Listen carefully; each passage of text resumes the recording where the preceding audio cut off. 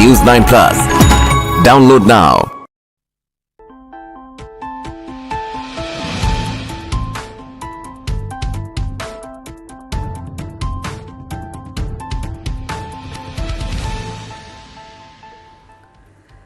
Hello and a very good morning to all News 9 viewers. I'm Neha Bhan. Let's take a look at some of the top stories of this hour. We begin by telling you what's been happening at the Israel-Hamas war front.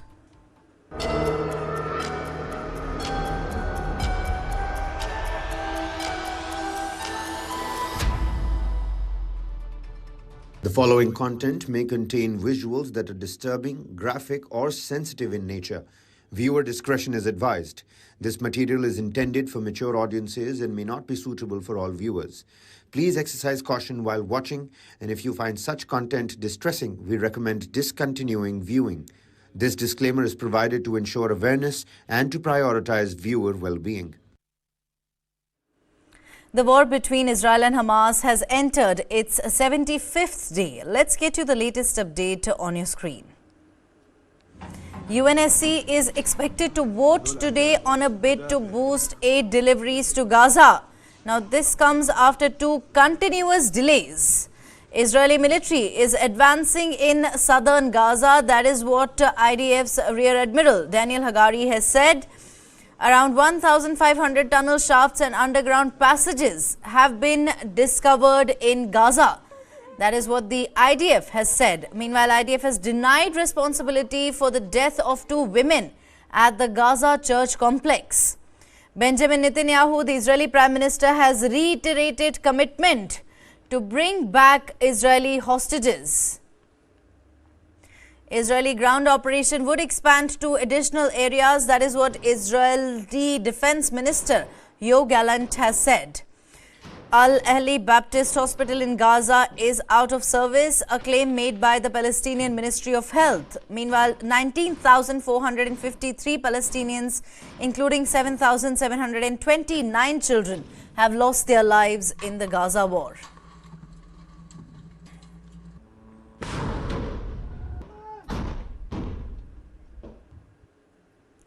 Sirens were sounded in Tel Aviv on Tuesday as Hamas claimed it had launched a salvo of rockets against Israel's commercial capital, Tel Aviv.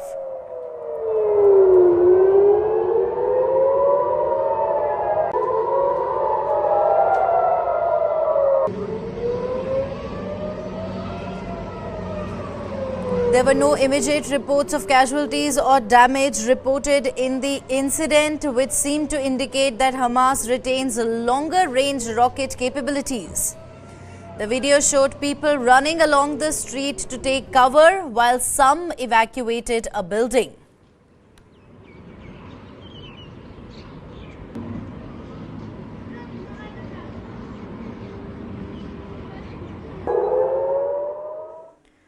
Rescuers were seen digging through the rubble in an attempt to find survivors and recover bodies after Israeli strikes demolished 3 houses in Rafah in southern Gaza. The Gaza health officials reported that at least 20 people were killed in the attack.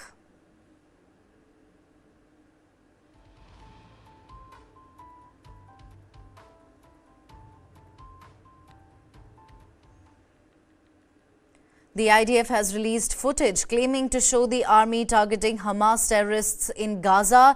The video also reveals what the military describes as a clinic in Gaza's Shejaa neighborhood, where the army is said to have discovered a shrapnel shell explosive.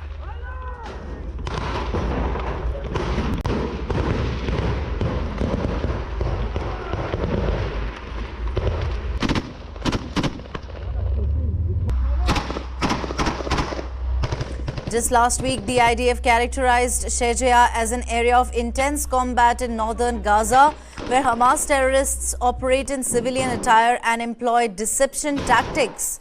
This area is also where the military mistakenly killed 3 Israeli hostages on Friday. The Israeli military stated that the IDF continues to operate against Hamas terrorist infrastructure and operatives in the Gaza Strip.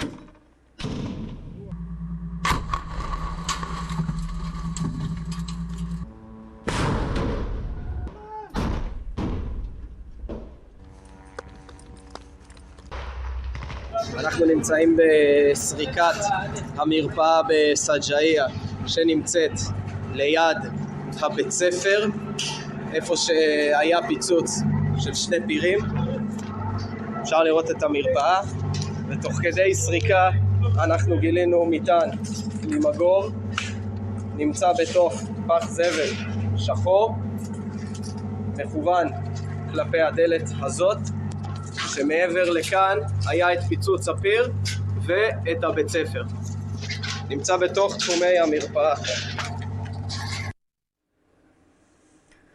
Volunteers in Khan Yunis are working with children traumatized by Israeli bombardments and the ground offensive in the Palestinian enclave. Children residing in shelters express living in fear with the sounds of drones and explosions, keeping them awake at night. A volunteer in psychology and entertainment mentions that she is attempting to elevate the children's negative feelings through play at the Jenin school in Khan Yunis. Listen in.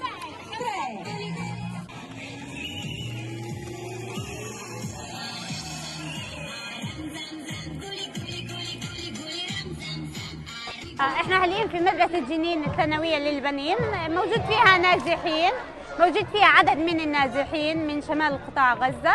حاليا بنعمل لهم احنا جلسات ترفيهية او ترفيه بمعنى اخص للاطفال، من العاب، من اناشيد، انهم يفرغوا من الطاقة السلبية اللي هم واجهوها في قطاع غزة من ازمات، من حرب قوية كانت عليهم، من العدوان اللي احنا فيه.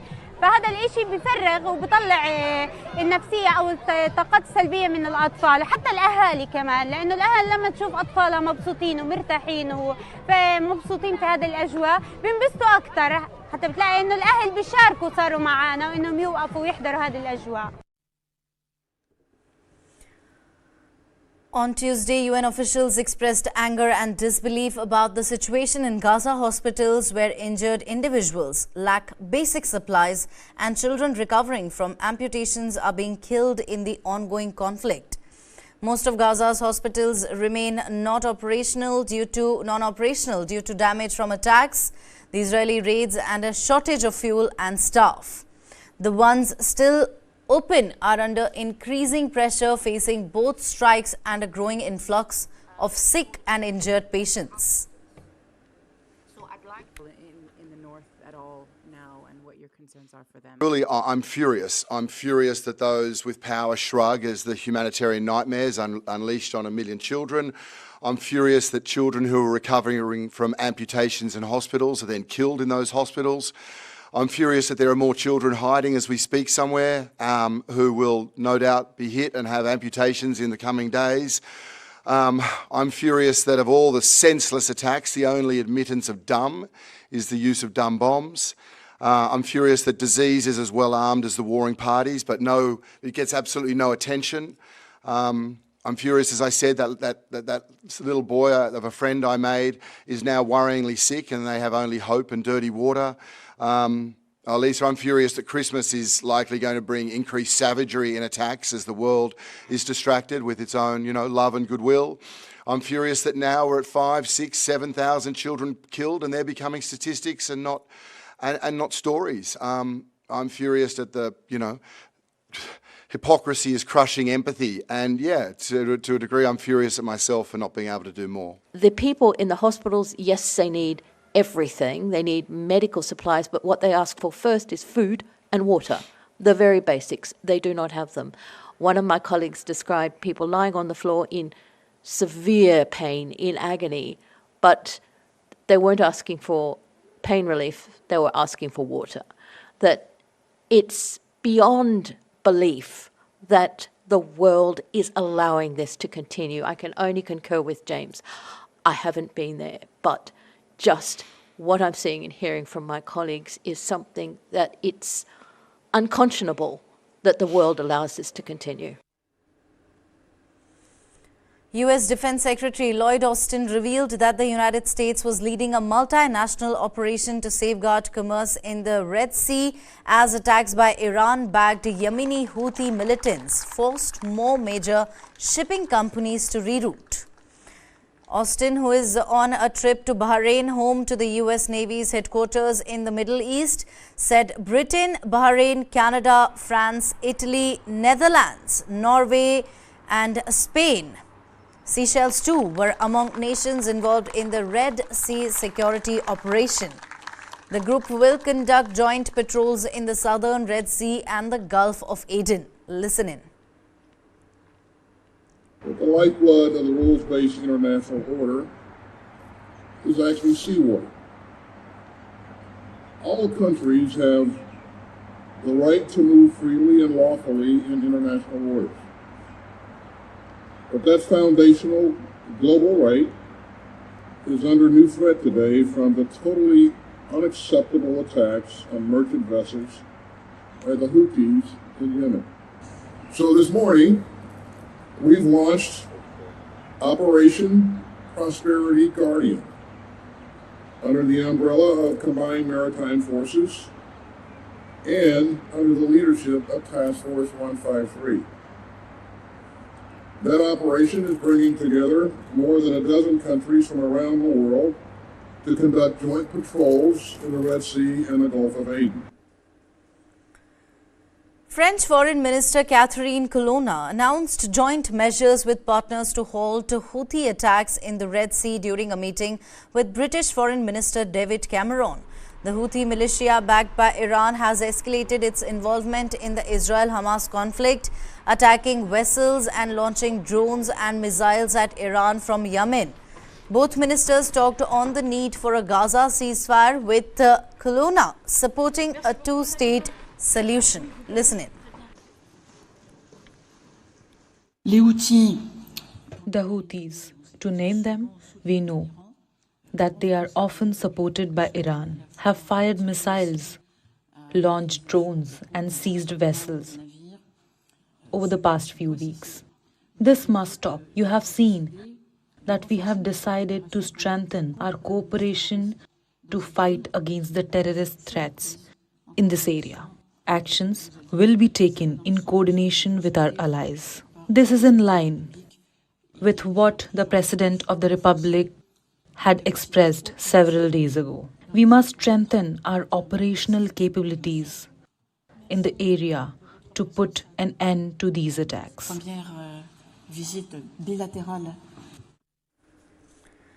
We now slip into a quick break. We'll be right back with lots more on the other side. Don't go anywhere.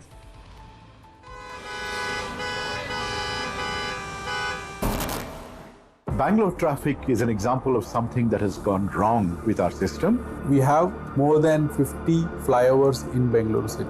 If flyover is a solution to traffic problem, Bangalore should not have traffic problem. According to TomTom Traffic Index 2022, Bangalore is ranked as the second worst city in the world when it comes to traffic. The speed limit at the ORR is 80 kilometers per hour, but our vehicle has only moved 10 kilometers per hour. What Bangalore needs is a surgery, but what we have been offered repeatedly are band-aids.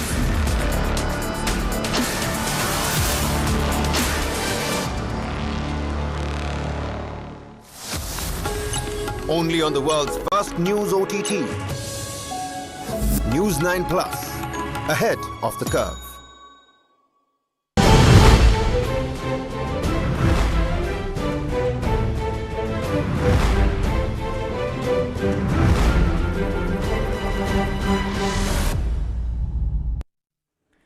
On Tuesday, the Colorado Supreme Court disqualified former President Donald Trump from the state's presidential election ballot in 2024 due to his involvement in the January 6, 2021 attacks on the U.S. Capitol by his supporters.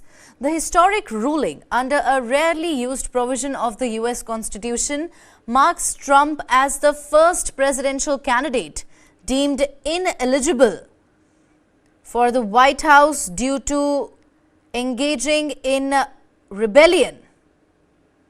The court's decision, responding to a case brought by Colorado voters and citizens for responsibility and ethics in Washington, cited Trump's role in instigating violence against the U.S. government during the Capitol attack.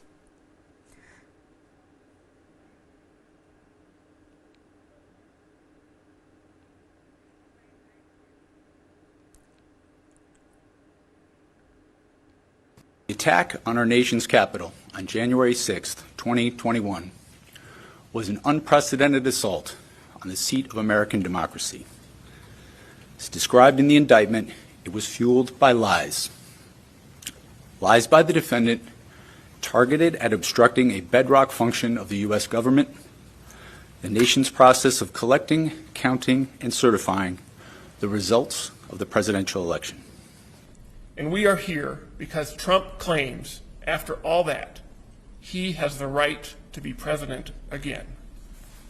But our Constitution, our shared charter of our nation, says he cannot do so.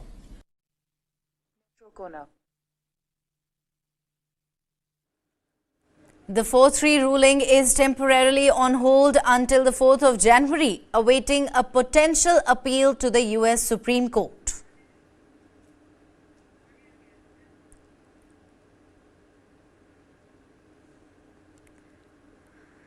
President Vladimir Putin addressed senior defense officials, stating that Russia is enhancing its nuclear arsenal and maintaining peak readiness of its strategic forces. He cited the West's engagement in what he termed a hybrid war against Russia as the impetus for these actions. Putin affirmed Moscow's commitment to continue its special military operation in Ukraine, asserting that all endeavors to cause a strategic setback for Russia have failed. Due to the changing character of military threats and as new military and political risks arise, the role of the nuclear triad has significantly increased. It ensures strategic balance of power in the world. Overall, the level of modern weaponry in the strategic nuclear forces has been brought up to 95%. When it comes to naval forces, it's almost at 100%. By the end of the year, 15 years and avant-garde missile complexes will be deployed for service. We need to continue maintaining combat readiness of the strategic forces at the highest level. All the approved goals in this area will be reached without a doubt.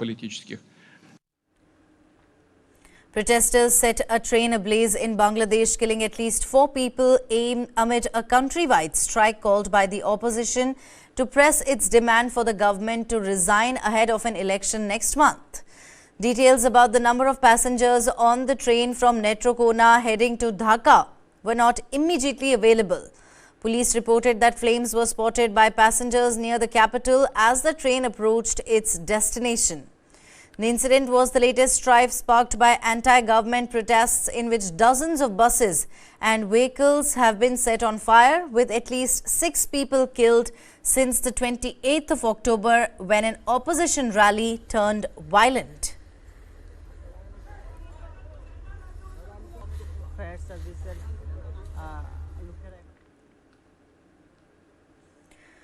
A magnitude 6.2 earthquake struck China's rural northwest on Tuesday, causing the collapse and destruction of homes and buildings in the northern edge of the Qinghai-Tibetan Plateau.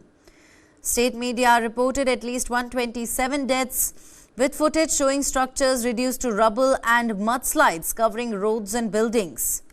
A village in northwest China was half buried in silt after the magnitude 6.2 earthquake triggered a landslide, covering homes and trapping residents.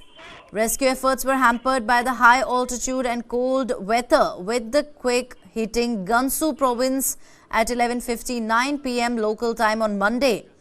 The authorities have swiftly mobilized an array of emergency responses after the quake wrecked roads and infrastructure.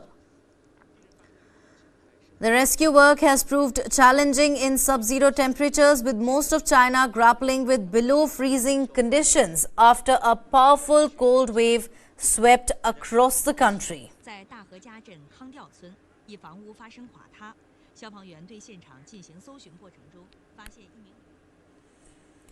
Lava erupting from a volcano in southwestern Iceland seems to be moving away from the nearby town, and the eruption's intensity is decreasing, spurring optimism that homes might be spared. However, more than 4,000 residents were evacuated and nearby establishments were closed as a precaution. Despite the potential for a seismic activity to continue for months, officials have expressed hope for the safety of residents. Take a look. Despite the power of Iceland's Reykjanes eruption decreasing on Tuesday, nature was still putting on a show. The 2.5-mile-long fissure continuing to spew lava up to 330 feet into the air.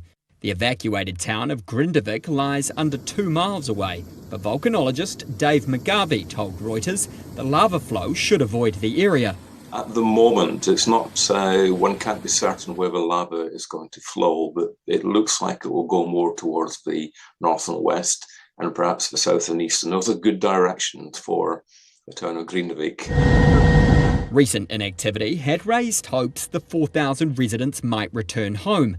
Hans Vera, a Belgian who has lived in Iceland since 1999, isn't so sure now. Although it's just erupting in the north part of it, they probably think there's a chance that it opens up somewhere else and then it's going to be closer to Grindavik. So I don't see that in the near future they will let people get close to Grindavik. So we are back in the waiting game. This Icelandic Coast Guard flight over the ripped landscape just hours after it burst the Earth's surface shows lava fountains sending magma and smoke hundreds of feet into the air. Officials worry gas pollution could spread to the capital Reykjavik late on Tuesday evening or Wednesday morning. So it's very early days yet, but I think over the next 2 or 3 days, things will become much clearer. In 2010, ash clouds from eruptions at the Eyjafjallajökull volcano in the south of Iceland spread over large parts of Europe, grounding tens of thousands of flights in Europe and beyond. But experts say this time limited ash is being released, quelling fears of a repeat, with no disruption so far. These tourists already making the most of the new natural wonder. It's a once in a lifetime for us, so we don't want to miss that. Scientists say seismic activity could continue for several months. Alphabet's Google has settled the antitrust case by agreeing to pay $700 million and open up competition in its Play App Store. Now, the terms were revealed in a San Francisco federal court outlining the agreement with U.S. states and consumers. Take a listen. People in the US could be in line for a payout from Google over its App Store. The tech giant has agreed to pay $700 million to settle an antitrust case brought by states and consumers. Eligible users will get at least $2 each, and maybe more depending on how much they used the Play Store. Google was accused of overcharging consumers through unlawful restrictions on the distribution of apps on Android devices. It was also accused of imposing unnecessary fees on in-app transactions. The firm hasn't admitted any wrongdoing as part of the settlement. Utah and other states first announced the deal in September. But the terms were kept secret pending the outcome of a related suit brought by the maker of the Fortnite video game. A California jury last week ruled against Google in that case too. The company says it is now working to make it easier for consumers to use alternative methods for in-app purchases. As part of the settlement, it will also make it simpler for people to download apps directly from developers. Lawyers for the states said the agreement would bring meaningful relief for consumers. The U.S. Commodity Futures Trading Commission has mandated a colossal $2.7 billion fine for Binance, the largest cryptocurrency exchange, due to U.S. regulation breaches. Additionally, the exchange's former CEO is set to pay $150 million for permanent injunction, civil monetary penalty and equitable relief. Binance must pay billions of dollars in fines. That was the order from a US court on Monday against the crypto exchange and ex-CEO Changpeng Zhao. It approved the fines for money laundering following a case brought by the US Commodity Futures Trading Commission. Binance must give $2.7 billion to the CFTC, while Zhao is ordered to pay $150 million. He stepped down in November and pleaded guilty to breaking US anti-money laundering laws. It was part of a settlement to resolve a years-long investigation into the world's largest crypto exchange. At the time, Binance said the resolutions accepted the company's responsibility for historical criminal compliance violations. Authorities said Binance broke US anti-money laundering and sanctions laws.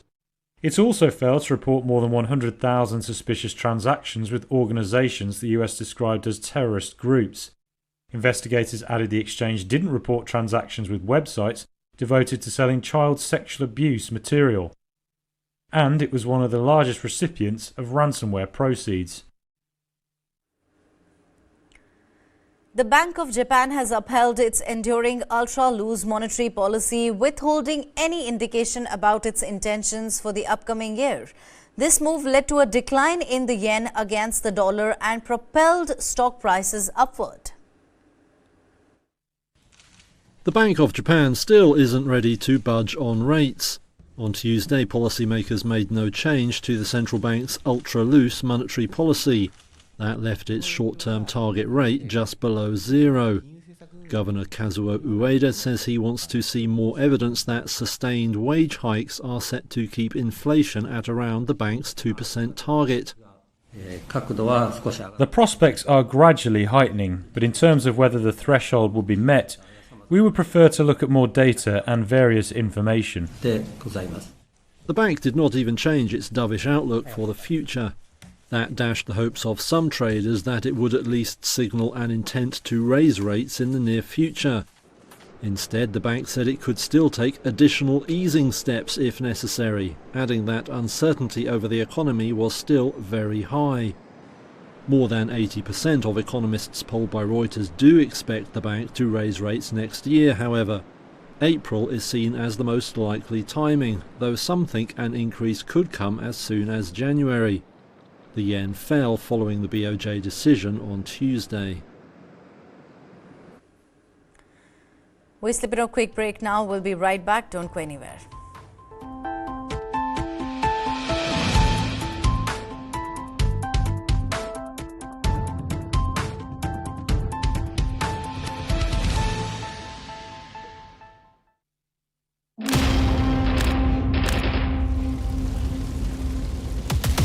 The scale of the attack was something that we were surprised at.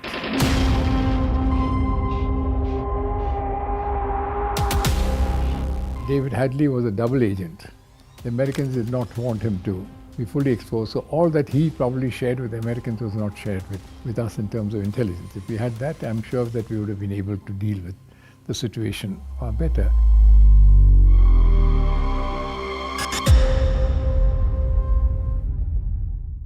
This and more, streaming on world's first news OTT, News 9+. Download now.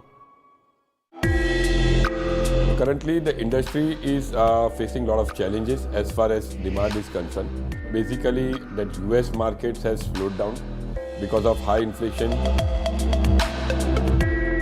So obviously, diamonds being a dream product, something which doesn't have a utility value or is seen as a luxury. So that obviously goes off your shopping list. That's the first item that will go off your shopping list, especially in recessionary trends.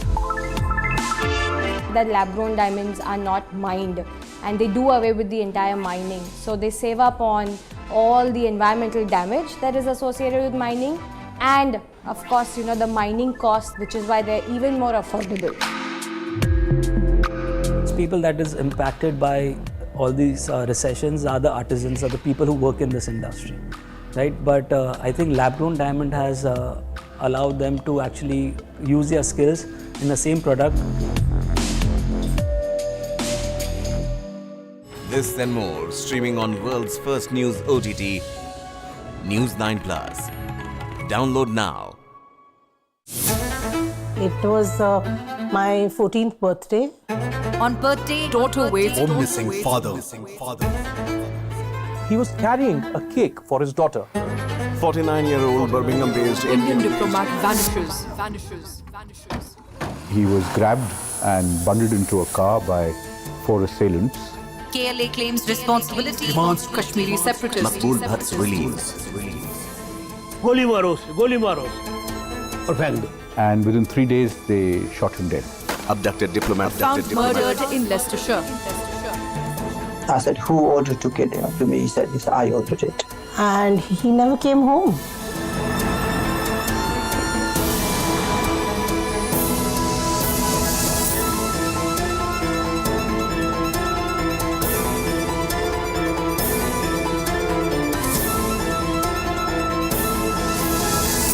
Stop searching, start streaming. Download the world's first news OTT, News 9 Plus, ahead of the curve.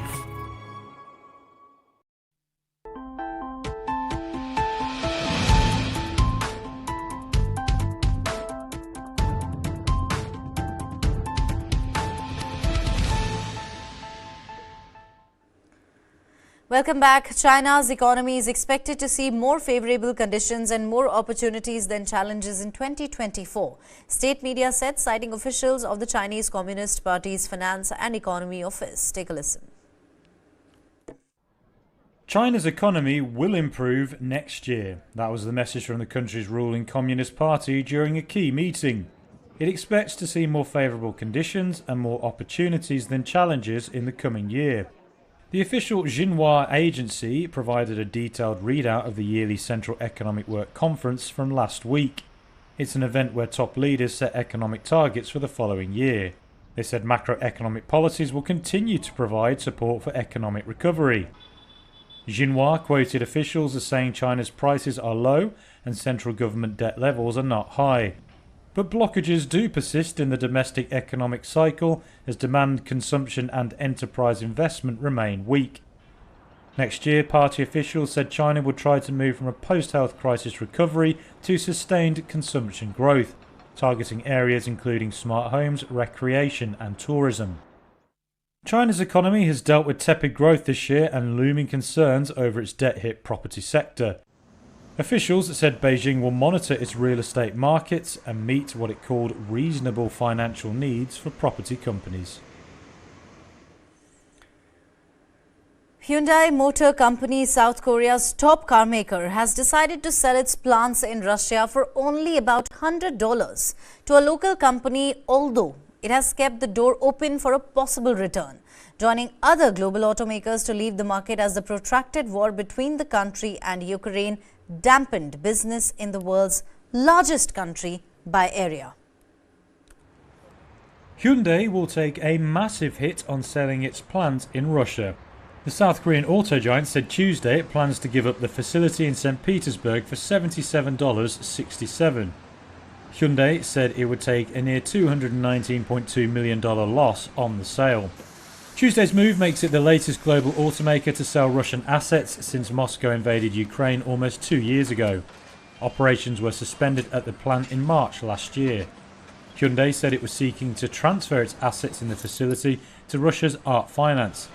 It further stated the deal includes a buyback option and plans to complete the sale by December 28th.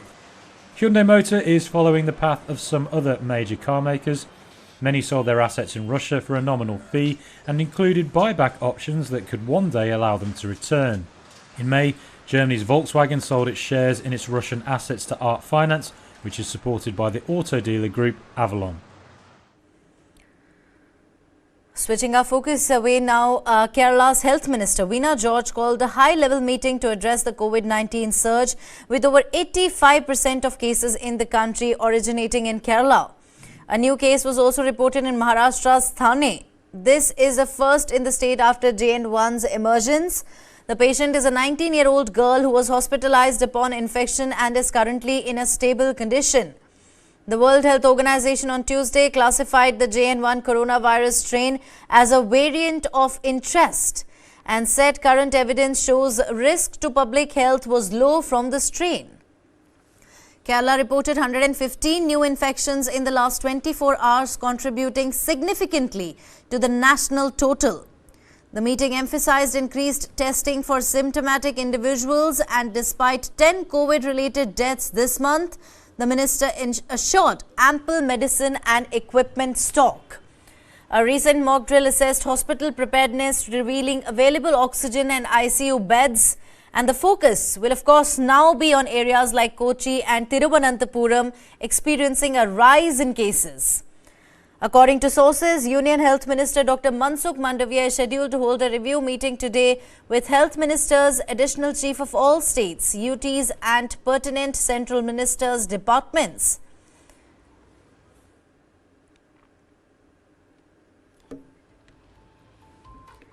With that, it's a wrap on this edition of the Bulletin. Thank you very much for watching. You have a blessed day ahead. This is me, Neha, signing off.